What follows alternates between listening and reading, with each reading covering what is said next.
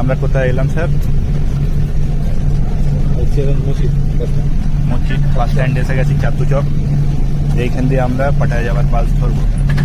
তো মোটামুটি কতক্ষণ লাগলো? মোটামুটি 25 মিনিটের মতন লাগলো এয়ারপোর্ট থেকে।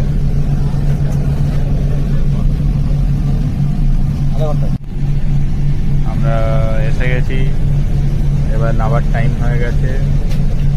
গেট খুলে যাবে এইখান থেকে। Gate number 9। আচ্ছা, ওইখান থেকে বললো গেট নাম্বার 9 ইনসাইড করছে।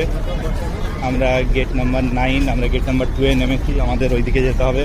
গেট নাম্বার 9 বলছে। চলো আমরা যাই ভিতরে। বাস থেকে নামলাম, বাস থেকে নেমে বাস টার্মিনালের ভিতরে আমরা ঢুকছি।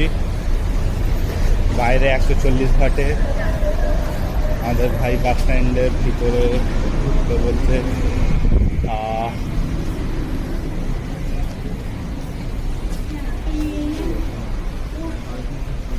তো বাইরেও কাউন্টার ছিল, কিন্তু এটা হচ্ছে 7-Eleven ফেমাস।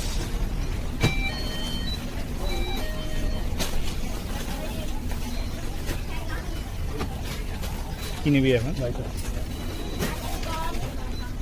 আমার ভাই সিগারেট খাওয়ার জন্য লাইটার নেবে।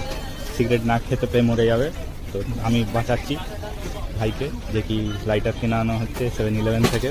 হাঁপানি রোগ চালু হয়ে গেছে ভাই।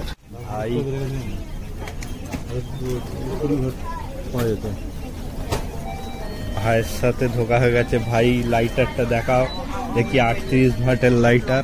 38 ইন্টু এটা হচ্ছে 38 ওয়াটের লাইটার, ক্রিকেট খেলার লাইটার। এটা হচ্ছে পাটায়া বাস স্ট্যান্ডের কাউন্টার। গেট নাম্বার 2 এর সামনেই।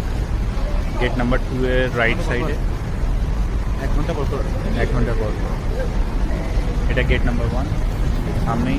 140 করে পাটায়া।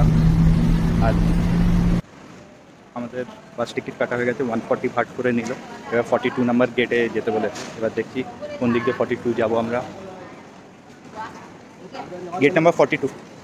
ওকে 42 আমাদের আটকালো, জিজ্ঞাসা করলো টিকিট কই।